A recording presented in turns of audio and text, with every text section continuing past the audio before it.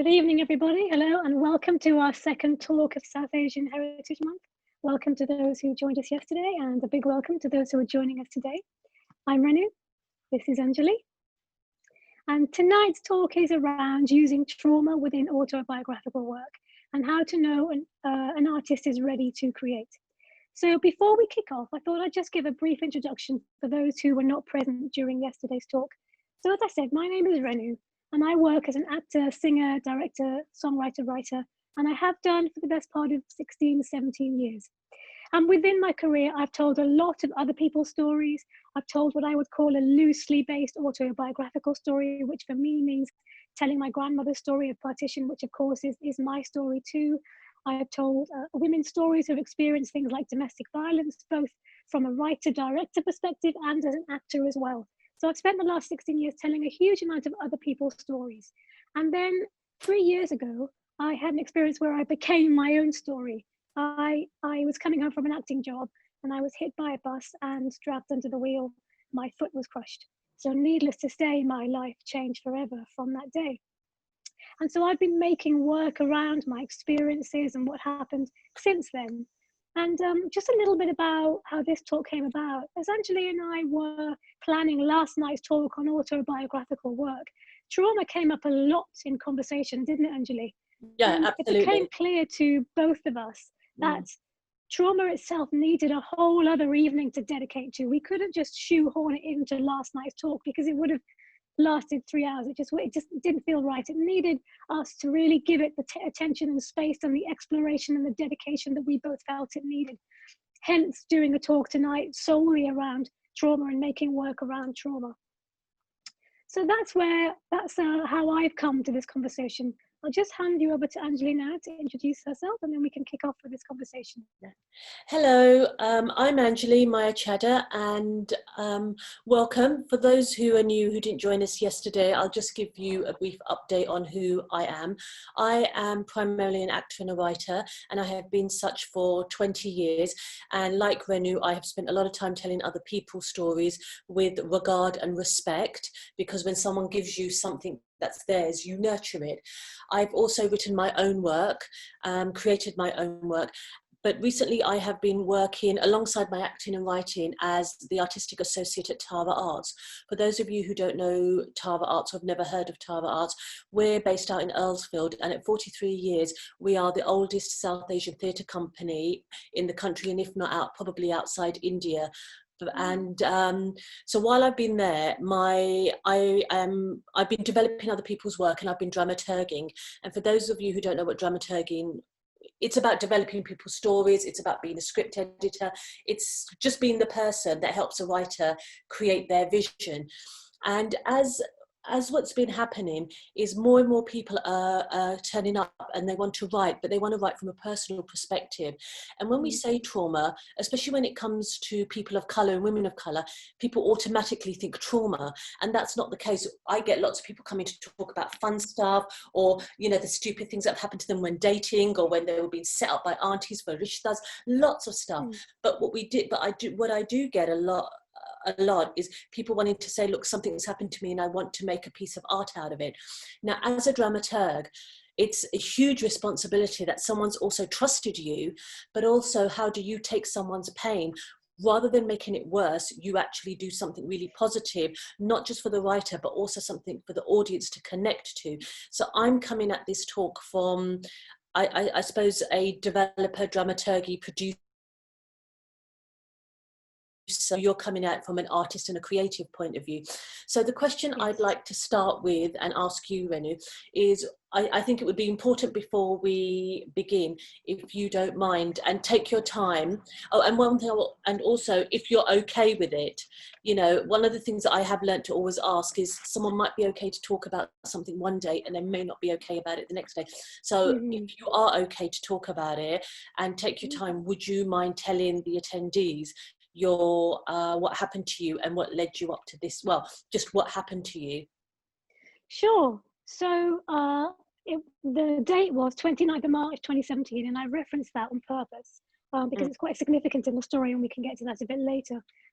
Because I actually just very quickly wrote a piece around lockdown on the 3rd anniversary, which was obviously March of this year.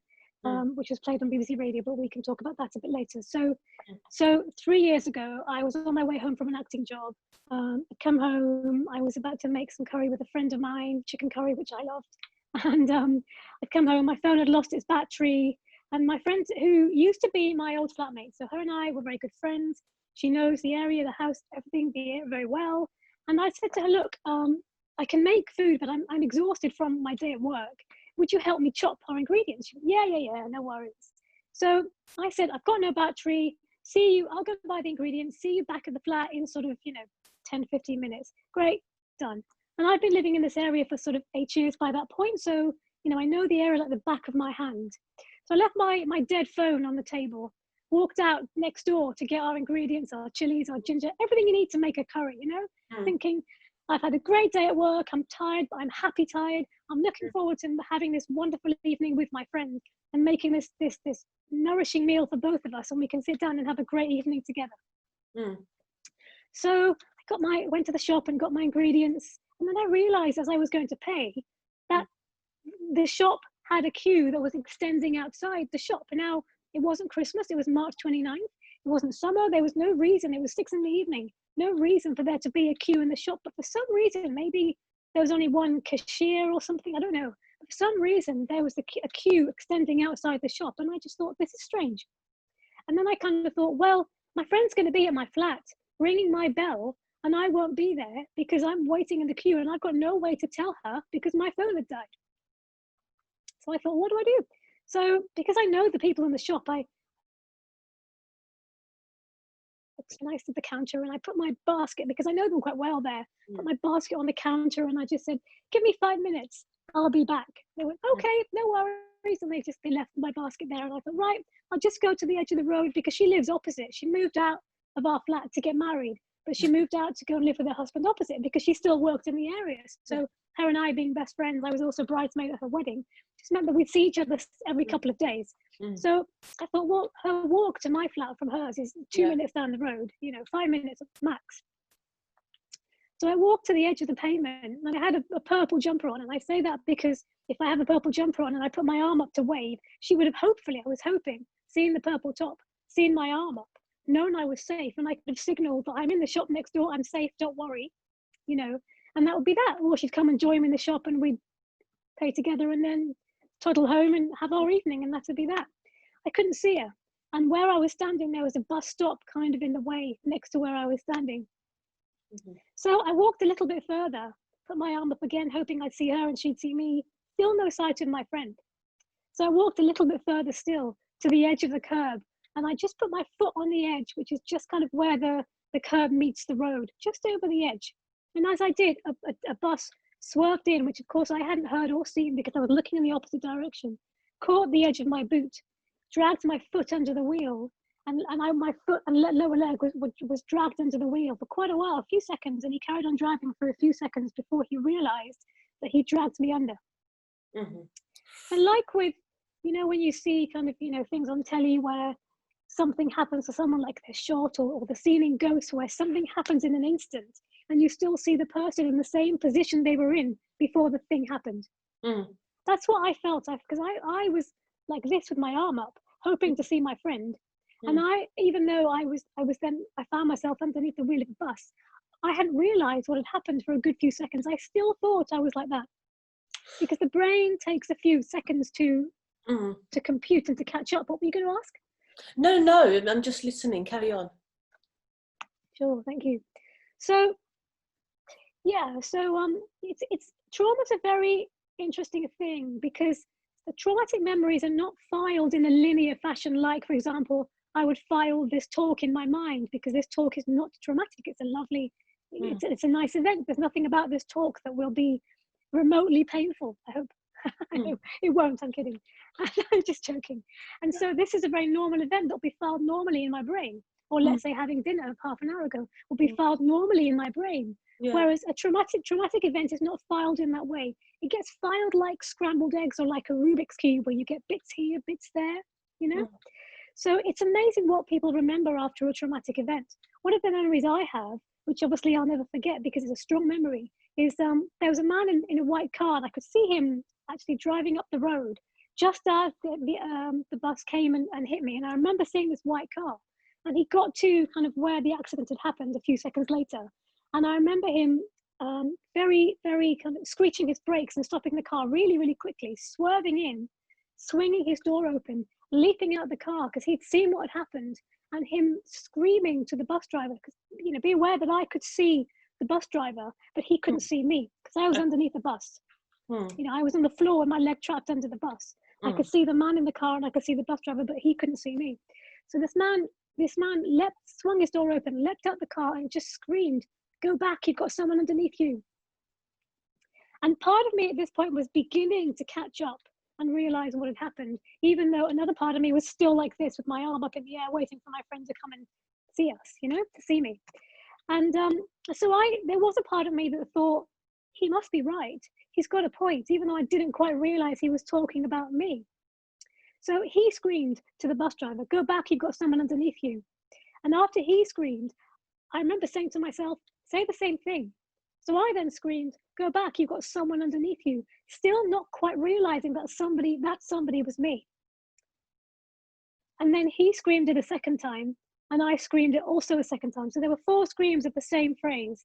And by that point, the bus driver, who was also stunned, I could see him like this, like a rabbit in the headlights. He was also stunned, had then realized what had happened, realized that the reason he couldn't see me was because I was underneath him. Then he reversed off me.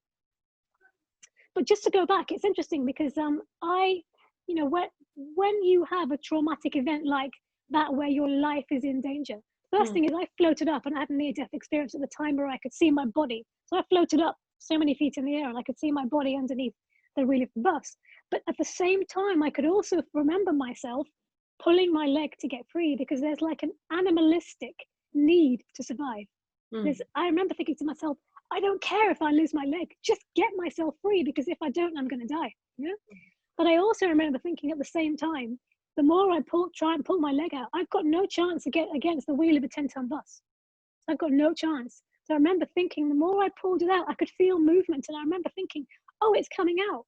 But I also remember thinking, it's not, it's my bones breaking. And I realized that the more I pulled, the more chance that my leg would actually come off. And what I was doing was I was dislocating myself from my leg. So I stopped and I just thought, you know, don't do any more. But I can also remember seeing myself underneath the bus and having a very intricate near-death experience at the time, which I can't talk too much about because it's in a project that will release later this year.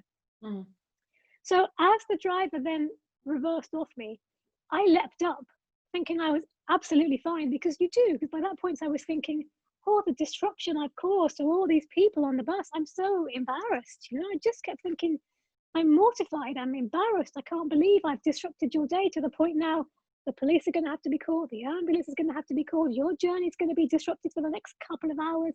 I'm so sorry. So I remember saying, I'm so sorry, I'm so sorry, to the bus driver, to the passengers, to the women who were tutting at me because they were worried about their journey being disrupted. And I remember thinking to myself, oh God, I work in drama. I just come home from a day of drama. I don't need any more drama. That was enough. You know, this is a personal kind of drama that nobody wants to be involved with. You know, I can leave my drama behind at work and I can come home and have my meal and it's done. This was something that I was then unfolding that was my own. And it's a strange feeling of, I don't want this kind of drama. Who does, you know? So I stood up and I remember thinking, oh, I'm okay, I'm fine. And I think I remember saying to the bus driver in a complete state of shock, I've got to go pay for my chilies. Yeah, it's amazing what you say when you're traumatized, but you're trying so hard to convince yourself that you're fine. You know, it's okay, go back to your day, go home, passengers. I'm just going to go and pay for my chilies and make our chicken curry as planned. Well, of course that didn't happen. So after that, then you know, that was the event. That, you know, that was the event. You know, so after the event, then there's the aftermath, after period. There's all these things that go on, and you know, if there's anyone watching who would like to go from a stage of something bad happened to a point of artistic I suppose, expression. Mm-hmm. So there's, from the state, what were your stages from the accident to now? So I'm supposing what I'm asking is, after the event, what was the aftermath? Not artistically, Okay. emotionally on you in your life. If you're Oh, okay. so you want the emotional before we talk about the Yeah. artistic? Okay. Okay, so massive. So for me, the story and the journey, of course, like with any trauma, but especially for me, because it was a physical trauma, it was an emotional trauma, it was a spiritual because of the NDE, the near-death experience trauma, it was a psychological trauma. It was so multifaceted in my sense. So for me, the first, I suppose, 6 months to a year or so was just dealing with survival and dealing with my physical injuries. Because I had very serious physical injuries, some of which will stay permanent for the rest of my life. Of course, I didn't know that then, but some of them, I know that now, and I knew that sort of a year on. So the first sort of year or so was really kind of trying to make sense of what had happened and going back in my mind of how much function will I get back of my foot?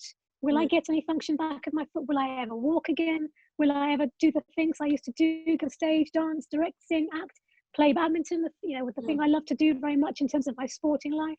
All of those things were going through my mind. And I would go through, the kind of the stages of grief. I'm not sure if you're aware, but we can talk about this in a second. No, Where I'd be kind I'd of like thinking, to. sure. Yeah. So I'd be thinking, I'm all right. I'll be okay in a few months' time. To, oh my God, this has massive repercussions. And I'd be flitting between them both every day because I didn't know what was going to happen. I didn't know what the future would hold for me,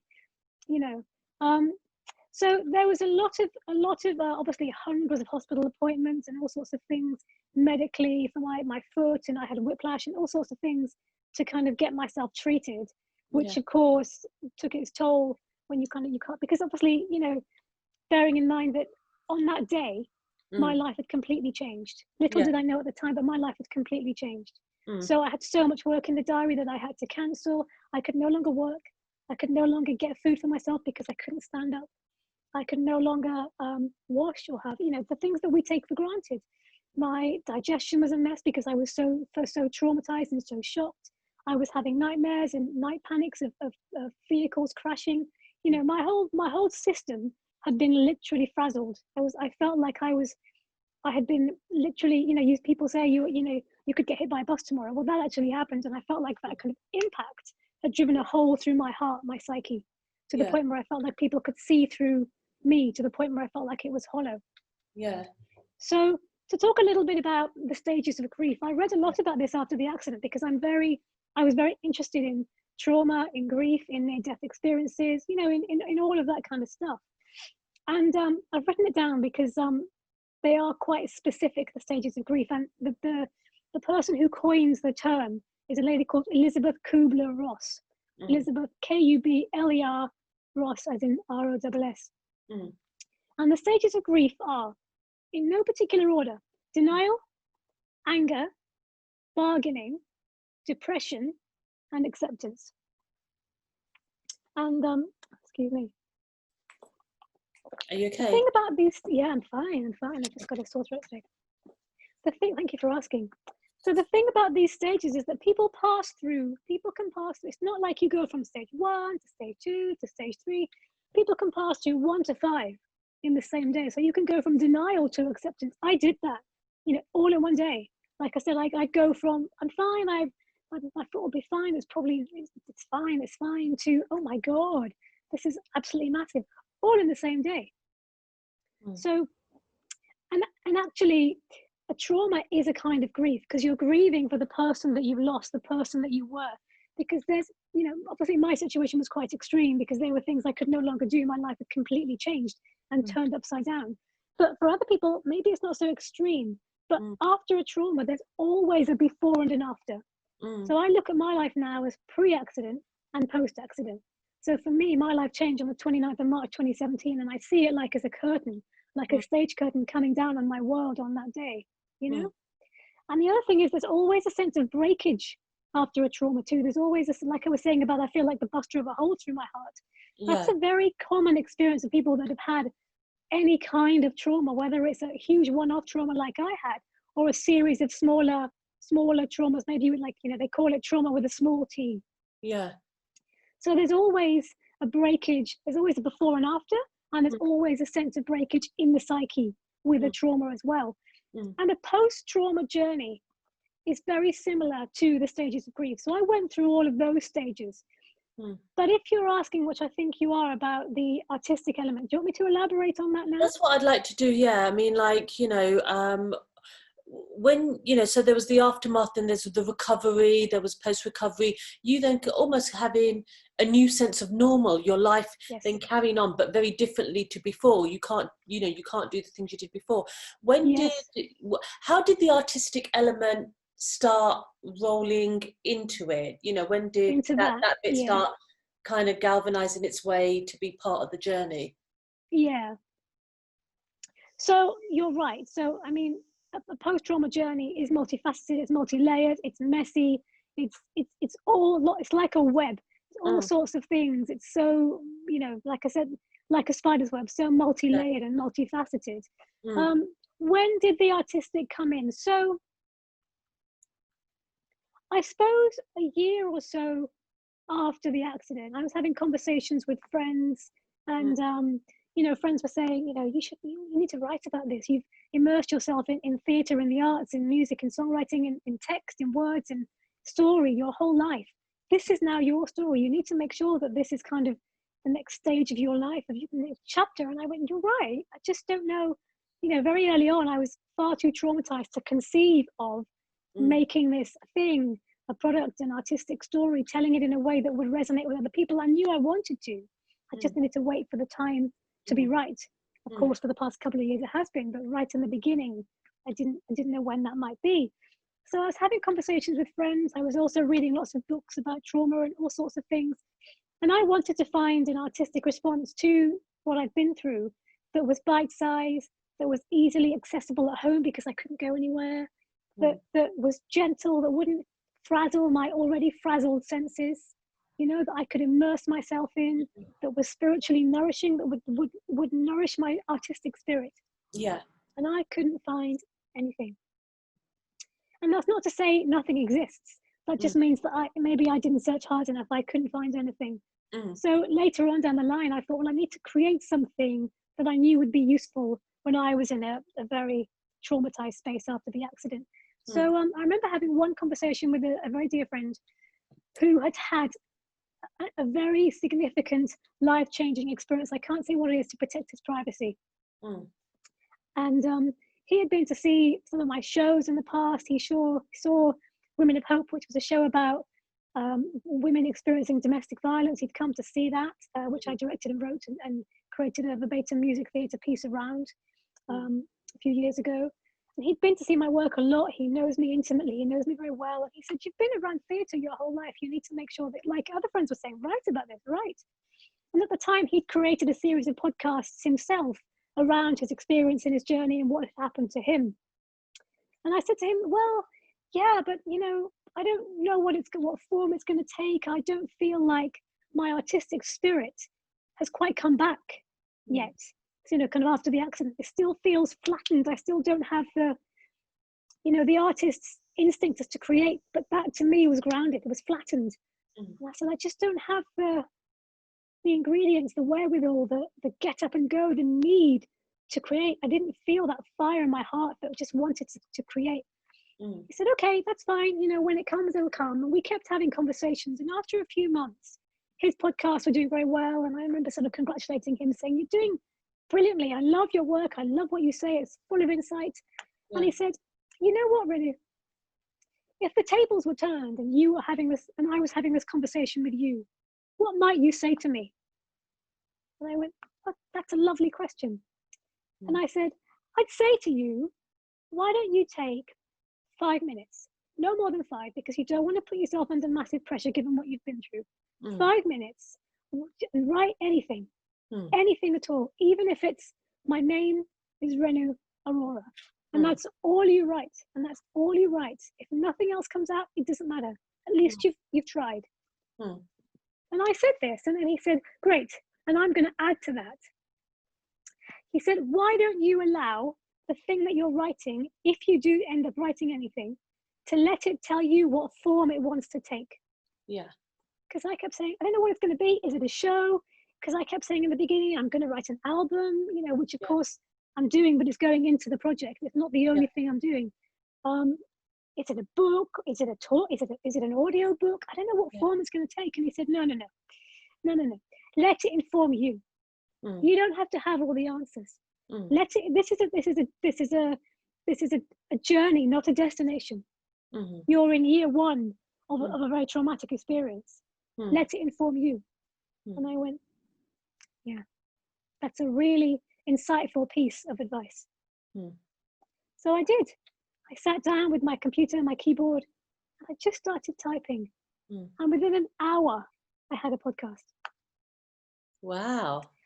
And I called him a week later, and I remember being like a kid in a candy shop. I called him and I said, I've got it. And he said, got what? What are you talking about? What you on about? I said, I've got the project. He goes, what is it? And I said, it's called The Burgundy Book. And it's going to be a series of 12 podcasts around the accident, the NDE, the journey that's followed. There's going to be some of my own music into it. And he went, how have you just suddenly, you got that in a week? And I said, because what you did, you unlocked me. That's all I needed. Just someone to kind of go, just give yourself 5 minutes. And just the process of doing it unlocked something inside of me. And I said, you were right. Because when I was writing, the writing told me what form it wanted to take. It told me. And as I was writing it, by the time I'd called him, I'd got 3 podcasts. And every time I wrote, I realized that what I was writing was short vignettes of the story that had a beginning, a middle, an end, an arc, like we write, you and I. And I realized they were podcasts that were going to be narrated. And within that, there'd be music and a jingle and some of my singing and all sorts of things. And I also realized what the title was going to be, The Burgundy Book. I can't say too much about where the title came from, but I can say that it's inspired by the near-death experience that I had at the time. So I'm not sure whether I've answered your question in terms of how did the artistic element weave its way into the journey. No, you're asking me because you asked about the stages, and I haven't quite got to the stages yet, but I can. Sorry. Yeah, no, the reason why I'm asking is because when I work with trauma, I don't work at it from a personal point of view because it didn't happen to me. But when I'm at Tara and I'm developing and I'm dramaturging, I'm looking. Someone's handed me their trauma to kind of put it together, and it's such a huge responsibility.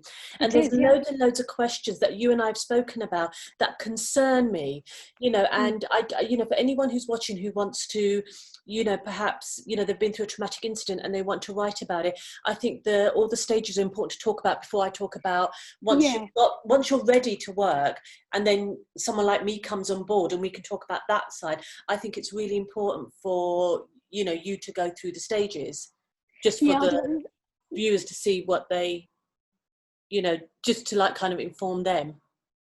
Yeah, thank you for bringing back my dyslexic brain. Sometimes mean that I go off on one and I don't quite realise what you'd asked me. So thank you for bringing me back to that question. You're welcome. So the first stage, and I've made a note of it, so I hope you don't mind that my eyes wander sometimes. So the first stage, of course, is the exactly. I'm writing as I go along, So the first stage is obviously, in my case, the accident itself. So for people who are listening, the event, the trauma, the thing itself. So the first stage is that. And of course, you're in a state of survival. You're dealing with the enormity of what's happened. For me, of course, that meant physically, emotionally, spiritually, psychologically, mentally, all sorts of things, my work, all sorts of things. You're just in survival mode and you're just trying to grapple with what's happened. Your brain is trying to process what's happened, and also, for me, I was also getting a lot of medical help for the physical injuries that I'd sustained. So all of that was the only thing I could focus on for the first, several months, if not a year afterwards, And then after that, once if there were physical injuries, once they start to calm and you start to get a bit more equilibrium within your body and your psyche, then you can start to process some of the emotions of what had happened. Often when you're in survival mode, the body goes into a kind of a panic, a fight or flight response. they say, you know, in the old days, when we were cavemen, and we could be faced by a saber-toothed tiger before we, you know, had civilization. When we lived in the wild, we could be faced by a saber-toothed tiger. The body goes into a fight-flight response. We all know that feeling. We're freaked out, we're scared, we go into a fight, flight, or freeze response. So after any enormous event like that, there's going to be a fight, flight response that's activated in the body, and that will carry on until some of the emotions or even the injury start to calm a little bit. For me, once the injury started to become treated, my body and my mind and my psyche started to calm just a little bit, for me to even be aware of how much shock I had been in before. Because you're not even aware of it to begin with, because your body's so panicked by all the stress chemicals, the cortisol, the adrenaline that's just running around your body. Once that starts to calm, you can really feel what's there and what's left, as it were. And so the second stage then is processing and integrating some of what's happened. And like I was saying about the breakage and the before and after, all of that comes in there. So you start to really kind of to process and integrate, you know, who were you before? Who are you now? You know, kind of which bits of the before do you want to bring afterwards? You know, kind of what might a new normal look like? You know, in kind of in relation to and in the context of what's happened. You know, so then that leads to a space of reflection. Who am I? Who do I want to be? Where does this leave me now? You know, if I were to create a new normal, what do I need to put in place? Who am I inside? That hole that I talked about, you know, how do I feel about that kind of that breakage, that psyche? You know, for me, that was beginning to kind of plug up by that point, and I was feeling more of a renewed sense of me by that point. And then that then leads to, for me, that led to, as an artist, that instinct coming back and going, the instinct is now to create.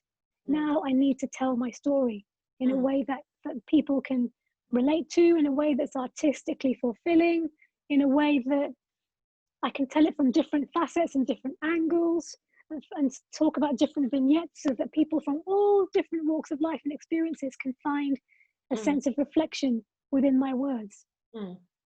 So that's the fourth stage, and that's where a lot of the artistic element comes in. And that's where I had to ask myself, you know, what is the story? Because as I mentioned yesterday, and for those who weren't present yesterday, the trauma itself is rarely the story. Because the accident itself, yes, it's a massive, it's informed everything in my life now, but that's not the story. And once you have enough distance from it, you kind of realize that actually the event or the trauma or the experience itself is actually only 10% of the story itself. The story, as you know, from being an actor, writer, dramaturg, the story is everything around it. The story is, who was I before? What was I doing before the accident happened? Well, I'm chopping, you know, I was about to go chop chilies, all this kind of stuff that I mentioned. Who was I? What did my day look like before? What does my day look like now? What do I have to do? I have to go to hospital, you know, all of those things. How do I make the journey? What happens in the cab that I have to take to get to hospital? All of that, all the idiosyncratic elements that make up my current world, they become the story as opposed to the accident itself. So I have 12 podcasts in this series, and only one of them speaks about the specifics of what happened on purpose. Wow. So no, it's just because you've done, you know, I feel I've had the honor, and I use that word honor, of listening to some of it, even though, you know, it's coming out, so you want to keep that under wraps, and I've had the honor, and it's a powerful piece of work. And the thing that I learned from that, particularly as a dramaturg and a developer, is that when you're using someone's personal story, first of all, there's a duty of care, but also when done correctly, how powerful. I've never actually been through a life-changing accident like your own, but it certainly affected me. It certainly, you know, there was a fire in my belly. There was certainly an emotional kick in me. And that's what a good piece of work has to do. And that's, I would say to anyone doing that level of work or that type of work, when you're dealing with someone's real life story, their real life trauma, no matter what it is, it comes with a degree of responsibility. Yeah, it does. It really, really does. Whether Mm. it's your own, whether it's somebody else's, there's a Yeah. massive responsibility. Mm. There's also Mm. a massive privilege, I think. Yeah, but there's also a fear, like, we've spoken about how where I come from when dealing with trauma, because I genuinely believe until someone's got to a stage of acceptance, and that's what I wrote down, the acceptance, I don't think Mhm. people are ready to write. And the second part of what I want to talk, so I wanted to talk about, you and when you were ready, but for anyone looking in, I wanted to talk about once you're ready to write, it's the writing stage and it's the creating stage and it's the getting it out there stage, Yeah. work around there. And my concerns as a dramaturg always kind of come into that. Yeah, I completely hear you. I mean, you're right. And the acceptance for me was around kind of my stage 3, the reflection stage, before I got to stage 4. That Mm, was my acceptance stage.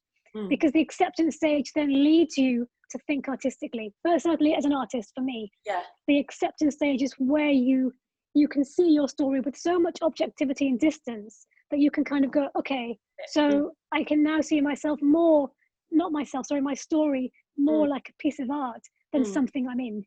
mm, I can see it like an artistic piece of work now because mm, I've accepted all that's happened, where I'm at. I mean, that's a massive journey. I say that, was in 2 sentences, but of course it's a massive journey for anybody listening. It's huge. It takes a long time and it's a massively painful journey. mm, But however, once you get to that point, things start to shift in your mind and you mm, start to see things differently. So when I'm telling my story, I'm not looking at the audience for validation of my trauma. I'm not looking at them going, tell me it's okay that I've been traumatized. No, no, no, no, no. Because as an artist, you can't use your story to catharsize yourself. You can do it to yourself, mm. but I think the only place where a catharsis is actually relevant and valid is if an audience member feels it, Yeah. But not when an artist feels it.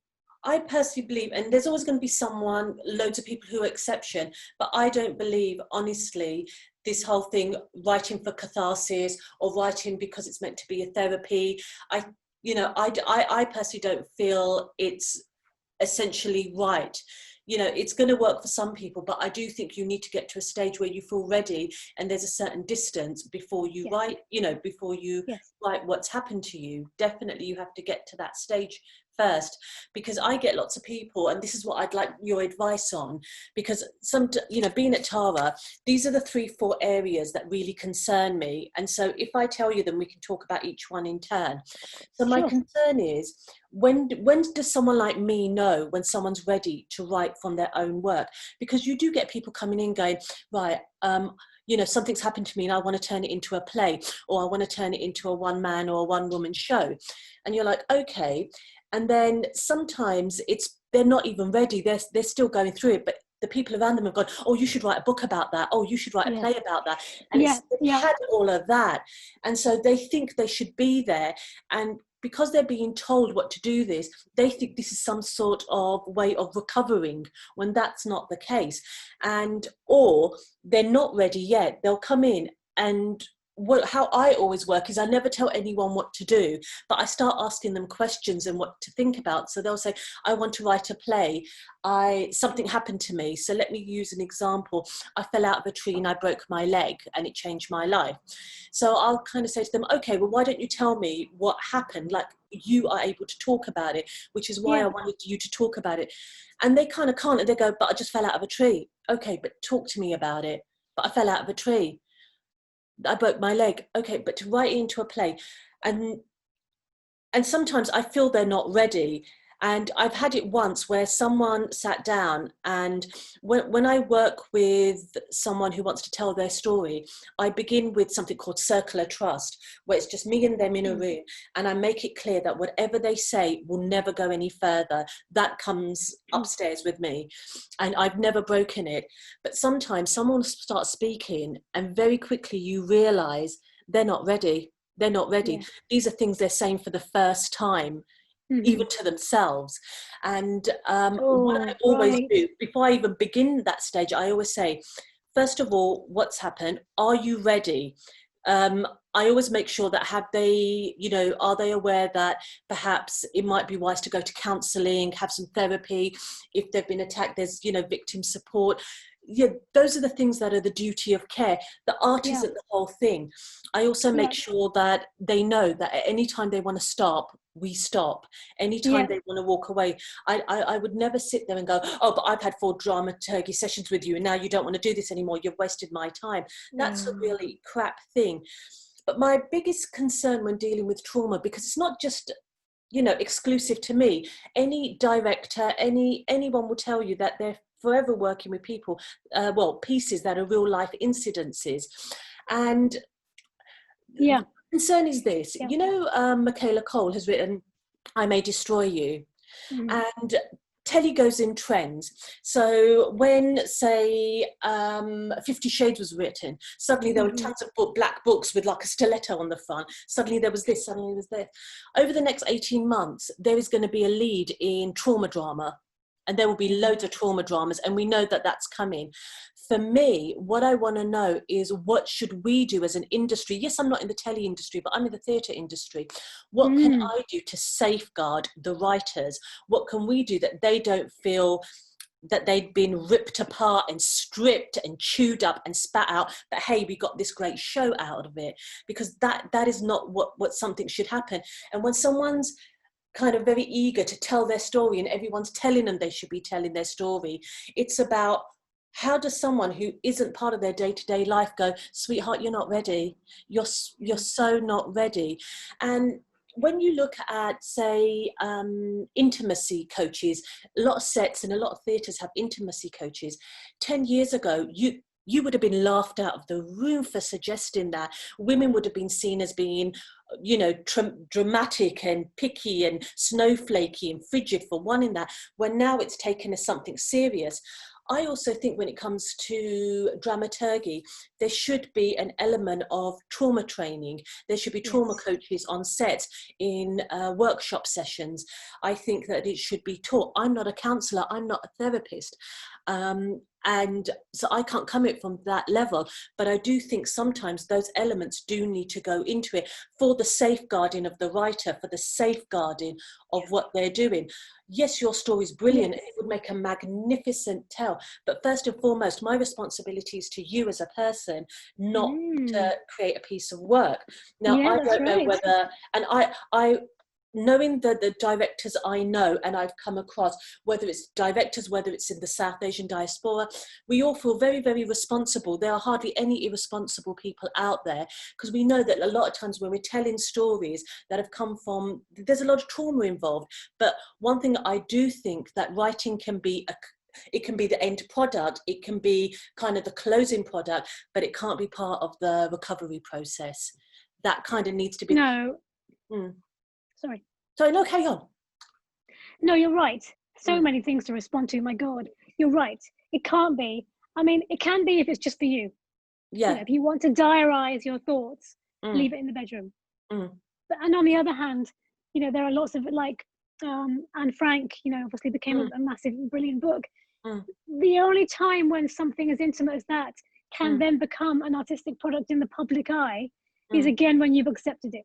Because if you're in the situation that you're talking about, let's say, then it becomes a cry for help. Let's say someone's in a domestic violence situation and it's experiencing horrific things, and they're talking about it as they're going through it in real time. It's clearly a cry for help. And that's, but you're not, because you can't physically get distance from something if you're still in it. You just can't. You need to be out of it, and enough time needs to be elapsed to have elapsed, and you need to have gone through that process that we've just spoken about, as you said, so that you can come to a sense of processing, integration, acceptance, and only then can you get to a point of wanting to tell the story. And I think you have to ask yourself, why do you want to tell this story? Why now? Is there a political reason that's happening in the world that, you know, that's influencing your choice of timing? You know, who is your audience? And I think once, you know, what's the purpose of telling the story? And I think once you've done that, then you can angle your story in a way that feels right for you artistically. But I think you're right. I mean, it's a difficult thing, because, you know, as you say, we've all been in rehearsal rooms where it's a show about something quite horrific, and an actor has been told to delve into their trauma, and they experience something in real time, and they've become an open wound, and they're leaving the rehearsal room with this open, gaping emotional wound with no sense of kind of closure or protection. And of course, that's very, very unsafe. Do you know what? I spoke about this to you, and and I've always been against that since I saw it happen at university. And you know, that there was, sorry to swear, but you know, it was, no, I won't. But it was a director, but it wasn't. It was drama school, so it was another student, but higher up, and tried to do this whole hot seat in, let me, you know, try and find the character from your inner trauma. And I remember just one of my fellow actors of my year going to pieces, and me feeling very uncomfortable. But there was such a congratulatory, I think it's Stanislavski, that the Stanislavski, that's correct. Yeah, it was so congratulatory. And I'm inside going, this is really horrific. You're not a counsellor. And of course, the guy that did it walked out being all big Billy Bollocks, kind of almost slapping themselves. You know, they were really felt good that it'd been a great day's rehearsal. And I thought, you're not a counsellor. You are not a therapist. You have just done something and walked out. And everyone's thinking, oh my God, you should have seen her. She was crying. It was such a great session. And you know, when you feel like the person from Emperor's Clothes, the little boy, where everyone's going, the clothes were beautiful, and you're going, okay, what? Huh? That. And I have always been against that since. And I find myself that there's a time and a place. But, you know, when you are working with someone, when I know there's a thing called drama therapy, and I love drama therapy. And when the time is right, we do it. I think going into places like jails, young offenders institutions, which I've done, and you use drama therapy, and you use it as a counselling tool for people to talk about their experiences, do a bit of reflection. But that's not the same as dramaturgy, a piece of work to turn it into a play, or to or to turn it into another I May Destroy You. They're two completely separate things. And I do worry that over the next few years we are going to get trauma drama, and I know that I'm in a space at Tara where I can say that safely. But what do we do about an industry? What I personally think, Equity, the Writers Guild, all these people need to get together and go, actually, we need to look at this element to keep our members safe when they're dealing with trauma, when they're reacting to trauma, when they're writing about trauma, when they're on stage and they're, you know, and sometimes an intimacy coach isn't the same. Sometimes you do need a trauma coach. And I did actually say it to someone once, and I got laughed out the room. But if you say off, but that was only one person. But in about 5 years' time, I think these things will be every day, because we now know the impact of the mental health issues of our creative fellows, of actors, of people that work in theatre, of directors. We are much more aware and afraid than we were maybe 5-10 years ago. And those are the things that I'm coming at this conversation from, which is, I don't know all the answers. I'm still learning my career every day, but I do know that I would love to sit with other people in my position and go, sometimes I don't have the answers. I don't know how to deal with trauma. I had one incident where someone came in, and I'm going to keep it wide because I don't feel it's, even though I'm not going to identify them, just to talk about their issues, but literally started talking. And you know, when you go, this shouldn't be happening, you know, this shouldn't be happening. And it wasn't even at Tara. This was at a role play job. They just knew that I worked with Tara. So suddenly started talking to me. And you know, when you kind of go in, I don't know how to stop you. I feel out of my depth. I don't know how to stop you. Normally, if I was at Tara, I have JV upstairs when he was around. I could kind of go, right, let's have a break, let's have a cup of tea, go upstairs and say, I don't know what to do. And I've done that a few times, not to do with trauma, just in a situation, he'll be like, right, say this, do this, what, you know, he'll guide me, but I didn't know what to do. And it was things about how he'd on numerous occasions attempted to take their own life. And you kind of sit there, but in his head people had told him that he must write his play. And it was you know, and it was like, you know, and oh, my housemates say I've got such a great story, I need to write it into a play. And so it was part therapy, part pitching, part this. And I do what I always do, where I never go, sweetheart, you're not ready. I always ask them questions like, you know, that's the best way to do it, and go, why do you want to tell this story? Do you feel you're ready? What is it about? You know, can I ask, do you think that maybe it might be wise before you begin this? Do you think it's wise for you to perhaps maybe go and see a therapist or a counsellor, or even just have a quick meeting with your GP, something? But I feel more capable of dealing with that situation then. When I was a bit green and I was just starting my dramaturgy career, I was just like, I don't know what to do. I don't know what to do. But I should have known what to do, because our courses and the way we're trained should teach us what to do. We're artists. Of course, we're always dealing with people's stories. We're always dealing with people's traumas. Why we haven't got it in our training packages, I will never know. Yeah, I agree with you. Start pushing for that now.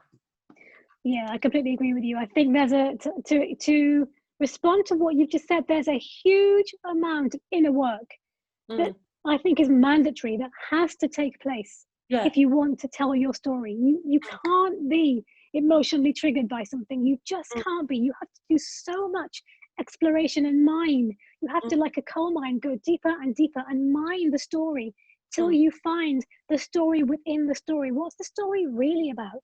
Is it really about you taking your own life, or is it stuff around it, something else? Because I can hand on heart almost guarantee that that won't be the story. It'll be something else, and that becomes almost incidental. Did you see that wonderful play, Nirbhaya, a few years ago? Yes. What did you think of it? I thought it was amazing. It was powerful. It was, you know, when something happens in the world, there are so many artistic responses to it. And there are the correct artistic responses. Like I've seen a lot of, you know, Windrush monologues and plays, and they're really powerful. But then something else happens, and then you're kind of going, like, you know, there were so many women who I think maybe about 10 years ago used to go and, you know, when internet dating became a thing, going, oh, I want to hear about everyone's internet dating stories. I want to write a play. And you're like, so's you and everyone else, sweetheart. And so sometimes when something happens in the world, artistic response is so important, because it's a way of it going down in history. Right now, I'm really enjoying things that are happening at the Royal Court. I'm enjoying people writing about what's happening in the world, you know, with Black Lives Matter. You know, post George Floyd, what happened in India with the rape case. These things are great artistic responses to trauma and give it a place in the world. But also, they're not just a journalist's point of view, which is also needed. They're another point of view. Sometimes they are the actual person's point of view, and it is needed. And I thought that was an amazing, but I've seen a couple of things around it, and they just didn't hit me, because I felt they were being done for all the wrong reasons. It was like, oh, look, there's something in the world, let's write a play about it. It's quite topical. And I saw a couple of pieces that were quite topical. And then there was the play you were talking about that really, it had gravitas. So much. I completely echo what you just said. And the reason why it worked for me was exactly what you've just mentioned, that it told the story from so many different angles. It told the story even from the perpetrator's angle too, which was really nice. You know, from her family to her boyfriend to all sorts of things. And it was so nice to see. It was so uncomfortable. I'll never forget it for the rest of my life. But because of that, it's made an impact. I mean, they did what they wanted to do, is make you never forget something, because it hits you right between the eyes. And it was done so well. And the actual rape, which of course was horrific. And again, I'll never forget how horrific it was, because it was actually done very tastefully, if that actually makes sense. Paradoxically, it was done beautifully, artistically. Was the smallest part, even though of course that's the purpose of the piece, the smallest part of the play itself. And that's what I mean when I say the actual event is not the story. That could be the end of it, or you might start with it, whatever that might be, but that's not the thing that you hang necessarily the story on. No, I agree. There's a lot more about it. There's people, there's human beings, there's, you know, there's a whole event, and you have to get to a stage where I just think you have to get to a stage where you there's almost a bit of an emotional distance and go, Oh, completely. yeah. But I do feel when people use words like, oh, you should write a play, it'll be cathartic, or it's a kind of therapy. I know I feel very uncomfortable with that, because I think it can do more harm than good. Because what you're saying is, something happened to me, I want to put it on stage. And then if the audience go, yeah, then yeah, it was right, this thing was bad, that happened to me. And you're kind of going, that's not the reason for putting something on stage. No, you can't use the audience as a giant therapist. You can't. You absolutely can't, because putting stuff on stage, as we both know, is vulnerable enough as it is. But to have the extra added responsibility of putting stuff on stage in order to get validation about your trauma from the audience is a whole nother level, and it can be mentally very, very damaging. You need to, but also when you're in that space, you also can't think artistically. Not really. You might think you can, but you can't, unless, as you say, you've got enough emotional distance from it. But that's when I find someone has comes in and they're expecting me to have that artistic kind of view over it. And it's as a dramaturgy, I will do my job and I will do it to the best of my ability, and someone to develop you.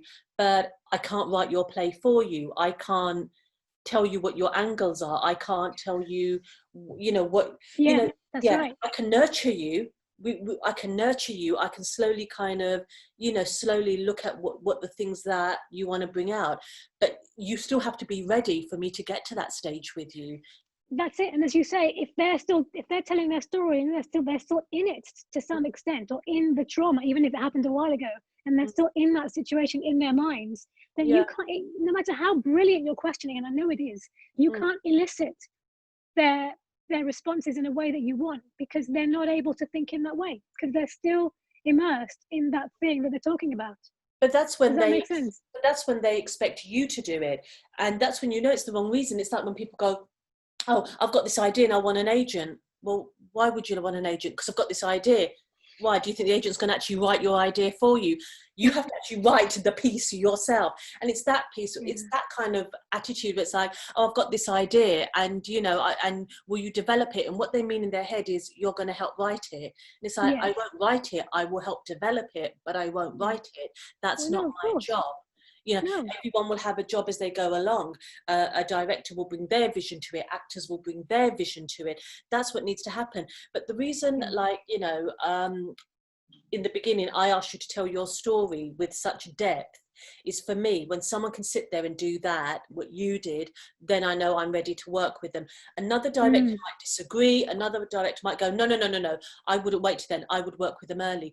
I know for what I look for and what I think is a healthy working relationship, but also a healthy working relationship for them and their script. Yeah. When they can get to a stage where they can sit for coffee, like you and I did the first time we met, and they tell the story, then I go, yeah, you're ready to write. You're ready for me to throw questions at you, to consider at the script. And that's why I wanted it to do it. So for anyone who's watching, who thinks in their head, okay, I've got a story and it comes from trauma, when do I know I'm ready? Look at the first half an hour of this interview, then you know you're ready.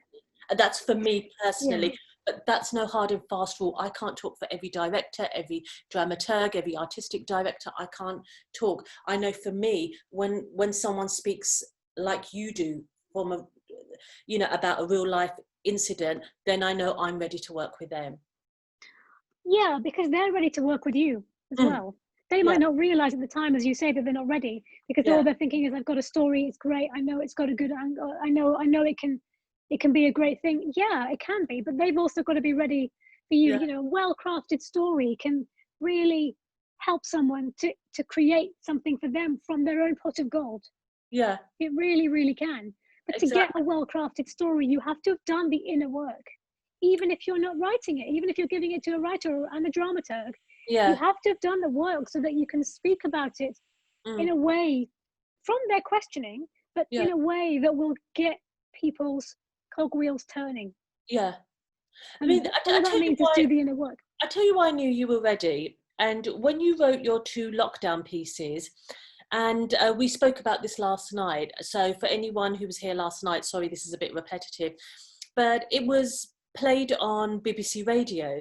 And the first night it was played, it got such an overwhelming response that they played it again the following night, because that's how many people asked for it. And then they went on to play your second piece off the strength of your first piece. Now, when you can write like that about your experience, and it connects to people who have never been through that trauma, but they are there with you. When I remember when you first told me this story, when, you know, we were looking at your lockdown pieces, and I just remember going, I was there with you. I was there through the whole journey, the emotionals, the highs, the stuff that you spoke about that you can't speak about now, all of that. And that, to me, when you have a reaction like you did on BBC Radio, and people phoning in to a point where the presenter phones you in and goes, I've got to play this again, I'm getting such a high demand. I think you're there. That's when you know you can connect with an audience. Yeah. But for anyone here who would like to write a piece based on trauma, it's important for them to hear you in order to get that response. You have to be ready, and you have to be at a particular place in a particular time with your trauma to get there. You do. That was so eloquently put. Thank you, Anjali. And the only reason I can't talk about certain elements now is because I'm keeping them, I'm reserving them for the Burgundy Book podcast. Yeah. But so I completely agree with you. I mean, just to kind of reiterate, you do have to do the inner work, and you do have to take time to process and integrate whatever it is you've been through, so that you can talk about it with enough distance and enough artistic flavor that it becomes a story. And you asked me a question earlier, and I know that we've kind of answered it, we've kind of talked about it, but just to add to that, I wrote something down. You said I'm note for myself. It's good. And you said sometimes it's the first time they're telling you these things. Yeah. My response to that would be, I mean, I think that's dangerous anyway. I think I think before so. You've told, I told this story, and this is one of my episodes, and I know you've heard this episode called Catharsis in the Cab, of the Burgundy book, I mean, and it's about, loosely really about I have to take cabs everywhere because I have to use walking aids now because of my mobility impairment. Yeah. And I've probably taken, I counted on average of 400 cab journeys since the accident, or maybe more. And it's all about what happens in those cab journeys, and how every single person, when they see me on crutches and with my kind of great big walk cast boot and all the rest of it, always asks me what happened to your foot, because it's a very natural human response, isn't it, to connect. And so, having told the story 400 times in every single cab journey, once there and once back, I've refined it to a T in 2 minutes, literally in 2 minutes. And I've then also refined how to bring the conversation to them, so they can tell me their story of trauma, injury, broken bones, and it just becomes this brilliant conversation that I've slightly loosely used in the Catharsis in the Cab episode of the Burgundy book. Please come and do a workshop at Tara, please. Well, we've spoken about it, so please come and do a trauma workshop, because I think, do you know what it is? There's lots of people who are doing work on trauma. I know that Sangeeta from Soul Sutras does a lot of writing workshops. She does, she's great. Yeah. I know Purna Bell, I hope I've said her name correctly. I know she writes about autobiographical writing after her husband took his own life. So so there's all these people that are doing workshops on how to write your own story. And one thing I do want to do, and I think it would be wise, is I'd love to get us all in a room, and not just women, men as well, and come up with something where we could really come up with a template to go, this is how our industry needs to work with trauma, whether it's from an actor's point of view, but hot seating an actor and leaving them devastated while you walk out going, yeah, I've had a session, to me that isn't a good thing to do. And I would love to get us all in a room together with other people, other directors, and go, right, this, what do we do? How do we make our industry safe? How do we make our industry kind? How do we look after people and their mental health, but create great art like your piece, where people are phoning up going, please play that again, please play that again. It's because we can do both. It doesn't have to be one or the other. We can take care of our artists and our staff and create great art at the same time. And I will always fight against where it's so about the art, we don't care about the actors and the writers and the directors on the journey. Oh, that has to come first. To come first. The health of the human being has to come first, no question.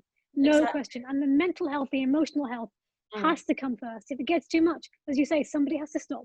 They Yeah. have to stop. And that's when they know they're not ready, if they're writing or they're creating and they're so involved in their emotions that they have to stand up and walk away or go and make a cup of tea or something. You know that, okay, there's something here that I haven't quite dealt with enough yet.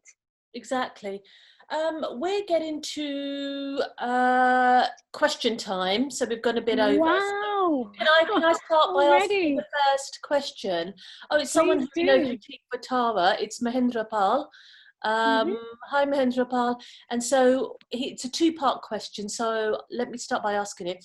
In terms of the relationship between trauma and creativity, do you see your trauma as a gift at all? So that's part one. Personally, I wouldn't be an artist without having been through traumatic experience. So to see myself as a wounded healer, which I feel is empowering. So there's two parts to that. If I have the chat up on my screen, can you still see me? Yes. Okay, so I'm going to be reading it as I'm talking, if that's okay.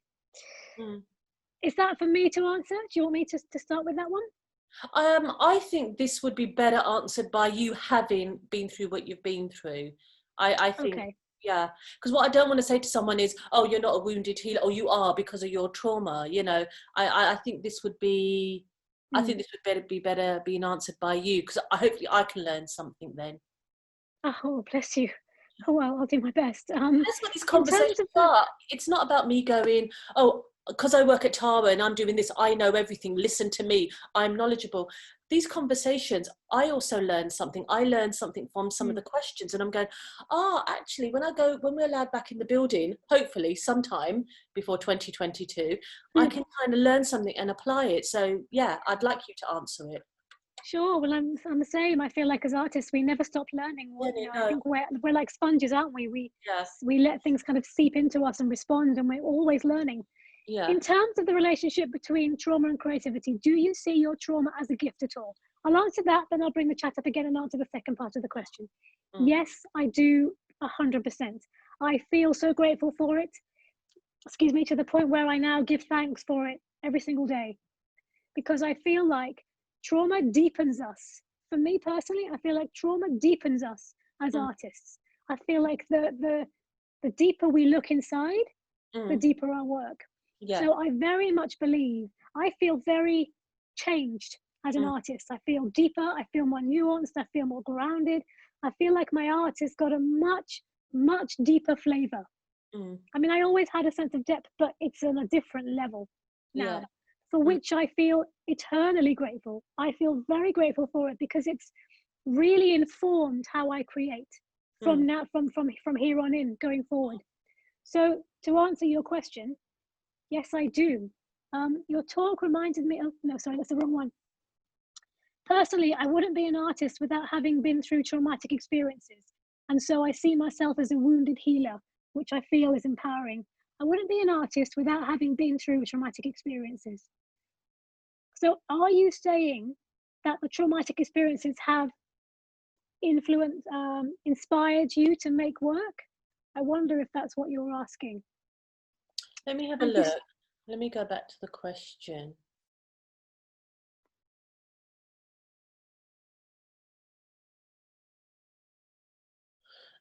Personally, I wouldn't be an artist without having been through traumatic experiences.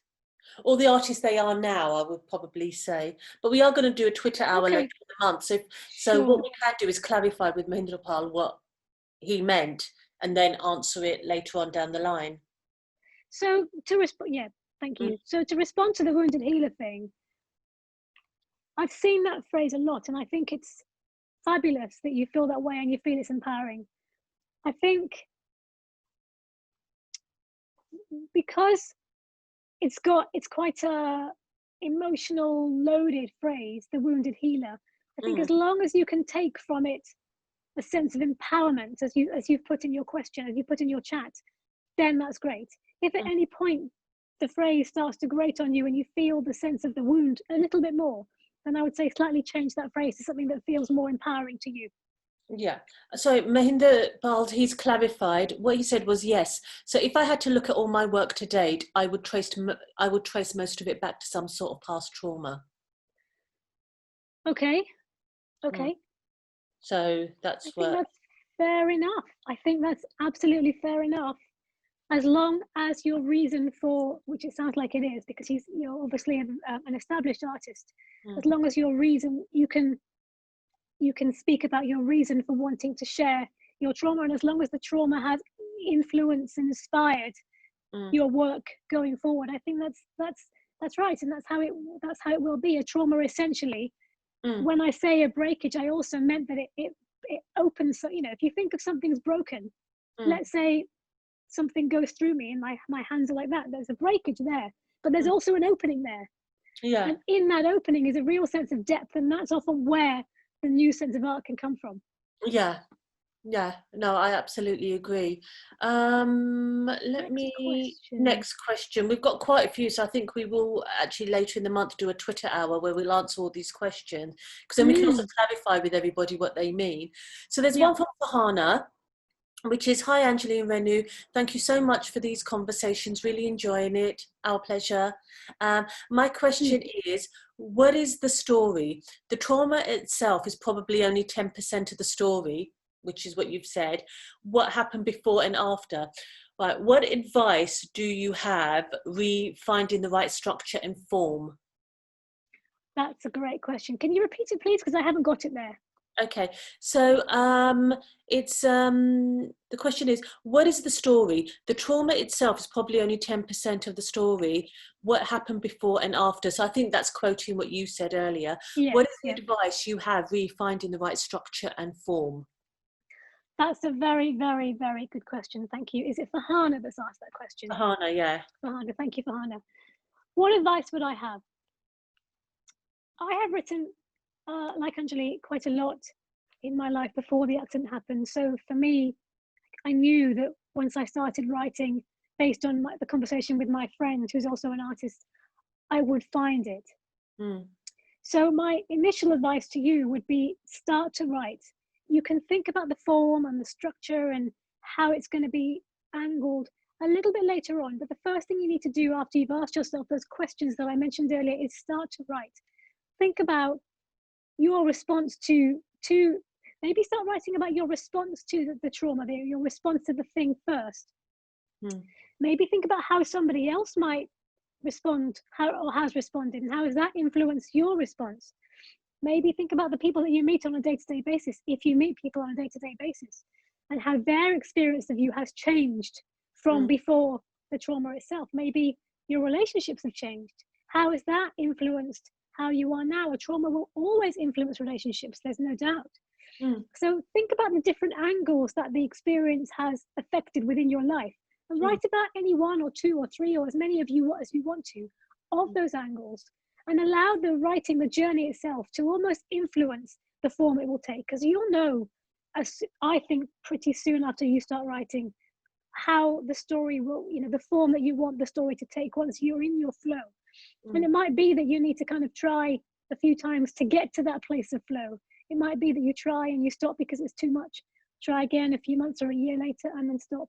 But keep persisting, because you will find that. mm. Have Okay. you got anything to add to that, Anjali? It's a great question. I mean, in terms of what advice, I think, like you said, it will come to you how you want to speak. There's Yeah. been something on my mind for a very long time. And I thought, do I write it as a monologue? It never sat well. You know, does it work as a TED talk? No. Does it work as a podcast? No. Does it work as a rant? Yes. And, you know, but it's actually now, very recently, especially being influenced by a lot of pieces I'm seeing in lockdown, I realized it's actually going to be a response to all the conversations I have as an artistic associate. And so Right. it's basically going to be, what I wanted to say actually works better as conversations. So but Right. that's taken 2.5 years of it going in my head, going, I'm writing it, it doesn't feel right, it doesn't feel right. So sometimes it's not only when you're ready to write, you need to try it a few different ways and go before it slots into what it's meant to be. You know, you could start writing something as a screenplay, but it's meant to be a play. You can write something as a stage play. It's meant to be a podcast. It will, when you're writing from the right angle, it will slot into place. And I know that doesn't help right now, especially when you're struggling. You just want someone to tell you what it worked. It just does kind of fall into place. It really does. I think to add to that, I 100% agree with that. And I think to add to that, it's also good to talk to people that you trust about the story. And I don't just mean cathartically in terms of having therapy. That too, if you feel like you need it, great. I also mean artistically. So find one or two artists, whichever medium they are in, that you trust and you like speaking to, and have a conversation with them and see how they're responding to you. Just speak it out. Sometimes speaking it, I know that certainly in the early days when I was having conversations with friends, I'd say my idea for an episode, and I'd know just by talking it whether I felt like it had legs, that particular episode. So just by saying it to a friend might be all you need, and then you can find your angle that way. So there's lots of things that you can try.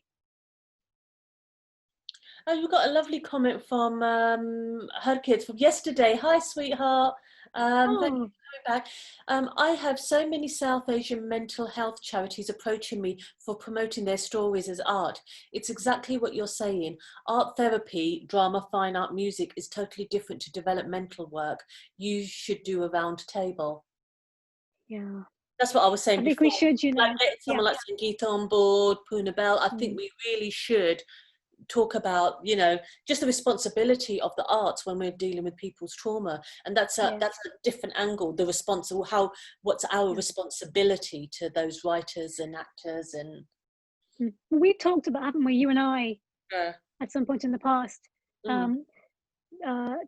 creating some kind of course / template to mentor writers to. We're still going to do that. Those workshops, I think, they're really important, and I think they're more and more important, especially post-lockdown. We're going to need them, and I think we should do them. 100%, yeah. And there's another comment again from her kids, which is, and media and social media are quick to push people to sensational stories. As a community, we need to take responsibility. That was my fear with I May Destroy You. We're going to end up with loads of trauma dramas. And them out there that we're not even thinking about the health of the writers that are writing these pieces. I agree. That's my biggest. Trying to think, are there any other questions? I don't think there are. Well, as you say, the health of the human being always has to come first, full stop. That's it. But as you say, there have to be things in place for that to happen. There have to be things in place, places people can go to, people can go to, resources, all sorts of things to protect the emotional health of somebody when they are speaking about something that's very traumatic. No, I agree with you fully. I'm trying to think. I think that's wrapping things up now. Okay. Is there anything else you want to add, Renu, before we... Because we've got time, but it seems to have come to a natural close. Sure. No, I mean, I think unless people have more questions or more comments, how about yourself? I just want to say thank you for being honest, and thank you for speaking about, what you went through so honestly, and, my pleasure. Almost being an inspiration for other people to go, okay, this is where I want to be when I want to write about my work. I just think thank you very much for being honest with what are essentially strangers listening into your, so welcoming people into your world. So thank you. It's thank you for saying that. It's a pleasure. It's for me, there's no greater pleasure now than sharing the story with the world, because I really feel like I have a responsibility to the experiences that I've gone through, and obviously I'm now talking about the accident, to put the story into the world for other people to find a sense of reflection within. Yeah, exactly. So there's no greater pleasure than putting a story out there, and in an artistic medium, like say the pieces on the BBC pieces on lockdown that you mentioned a few minutes ago, and people saying, I felt so touched to my heart that I can't speak. There's no greater pleasure than that, because it makes me feel so humbled to my heart that, stories do inspire stories. It's a place we go to find our reflection, to learn, to grow, to learn about ourselves. No, I agree with you fully. And let's just my main aim is whatever we do, we have to me, perpetuate care, care, care, care, care. The art 100%. comes second, it's care. I think us looking after the mental health of all kind of storytellers, always, for me, that's the thing that I come into a conversation with, to argue that's paramount first and foremost, before any kind of sensationalist, before any kind of new trauma drama. You're thinking of like doing this, you know, new piece and taking it out into the world, look after yourself first. And that would be my advice to anybody. You come first. And look after your process, because a post-trauma journey has its own specific process. It's like it's got its own heartbeat, it's got its own pace, it's got its own rhythm. Yeah. And everybody's process within that will be slightly different, and you have to protect it because it's sacred. Don't let anybody else rush you along that continuum of that post-trauma journey. It's yours, it's sacred, protect it. And it's personal, and it's personal until you're ready. Till opening night, it's personal. It's still personal. It's still yours. You know, it's always going to be yours. Yeah, that's it. But I just think it's personal until it gets to that point, personally. But yes, I agree. Anyway, I just wanted to say thank you very much for everyone who came and everyone who's watching afterwards. Thank you for South Asian Heritage Month for trusting us to do a two-parter. That was really, really nice. You. And anyone who's watching, there's some lovely, lovely talks coming up. There's been a film festival that's been programmed. There's some amazing stuff coming in August. So keep supporting, because if we want our stories as South Asians to be told, this festival needs to happen next year and the year after and the year after and the year after. And we need to really fight for, you know, decolonization of our stories in theatre, in the curriculum, in museums, in academia. So thank you for coming, and please keep supporting this month, because it's the only way we're going to see you here next year and see us here next year. Yeah, wholeheartedly agree. Thank you to everyone who's joined us tonight. Thank you, South Asian Heritage Month. Thank you. Bye-bye. Bye. Bye.